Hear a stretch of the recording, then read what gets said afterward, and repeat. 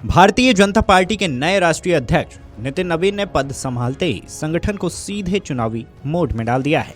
पदभार संभालते ही यह स्पष्ट कर दिया है कि उनके कार्यकाल में संगठन की रफ्तार और कार्यशैली काफी आक्रामक रहने वाली है। आमतौर पर किसी भी नए अध्यक्ष के लिए शुरुआती कुछ दिन बधाई स्वीकार करने और औपचारिक मुलाकातों के होते हैं, लेकिन नितिन नवीन ने इन परंपराओं से हटकर पहले ही दिन से काम की शुरुआत कर दी है।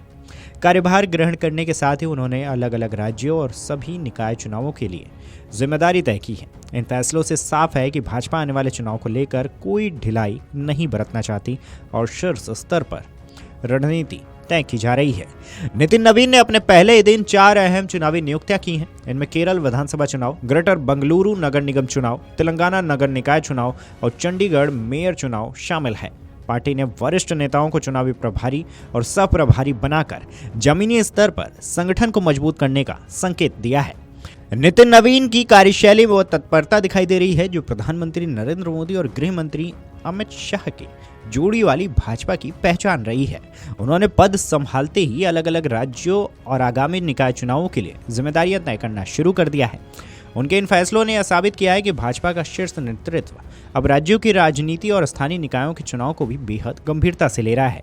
यह केवल एक प्रशासनिक फेरबदल नहीं है, बल्कि एक गहरी रणनीतिक बिसात भी है, जिसके जरिए पार्टी जमीनी स्तर पर अपनी पकड़ को और मजबूत करना चाहती है। नए अध्यक्ष ने अपने कार्यकाल के पहले दिन 4 अत्यंत महत्वपूर्ण चुनावी नियुक्तियां की हैं, जो पार्टी की भविष्य की दिशा को दर्शाती हैं। इनमें केरल विधानसभा चुनाव, ग्रेटर बंगलुरु नगर निगम चुनाव, तेलंगाना के नगर निकाय चुनाव और चंडीगढ़ मेयर चुनाव जैसे अहम मोर्चे शामिल हैं। इन नियुक्ति में सबसे खास बात यह है कि नितिन नवीन ने अनुभव और युवा ऊर्जा के बीच एक संतुलन बनाने की कोशिश की है। उन्होंने उन नेताओं को आगे किया है जो पहले से ही विभिन्न राज्यों में संगठन को मजबूत करने और कठिन परिस्थितियों में पार्टी को जीत दिलाने का हुनर साबित कर चुके हैं।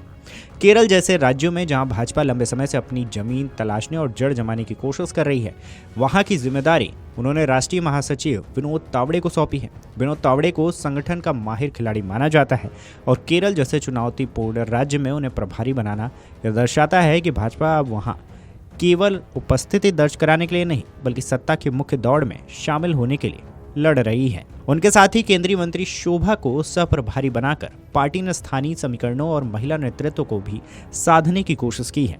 केरल के लिए यह जोड़ी एक नई उम्मीद लेकर आ सकती है, क्योंकि विनोद तावड़े की संगठन कुशलता और शोभा की आक्रामक राजनीति का मेल विरोधियों के लिए कड़ी चुनौती पेश कर सकता है।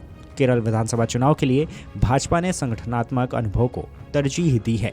इसी तरह दक्षिण भारत के एक महत्वपूर्ण केंद्र ग्रेटर बेंगलुरु नगर निगम चुनाव के लिए भी भाजपा ने अपनी पुरानी और भरोसेमंद रणनीतिक टिकड़ी को मैदान में उतारा है। पूर्व राष्ट्रीय महासचिव राम माधव को यहां की कमान सौंपना एक बड़ा मास्टर स्ट्रोक माना जा सकता है। राम माधव ने पूर्व में उत्तर पूर्व के राज्यों और जम्मू कश्मीर जैसे कठिन क्षेत्रों में भाजपा की सरकार बनवाने में अहम भूमिका निभाई थी। उनके साथ ही राजस्थान के पूर्व प्रदेश अध्यक्ष सतीश पुनिया और महाराष्ट्र के विधायक संजय उपाध्याय को जोड़कर एक ऐसी टीम बनाई गई है जो चुनावी रणनीति, संसाधन प्रबंधन और जमीनी कार्यकर्ताओं के समन्वय में निपुण है। भाजपा जानती है कि बेंगलुरु जैसे शहर में जीत का मतलब न केवल सत्ता है, बल्कि दक्षिण भारत में अपनी छवि को और मजबूत करना भी है।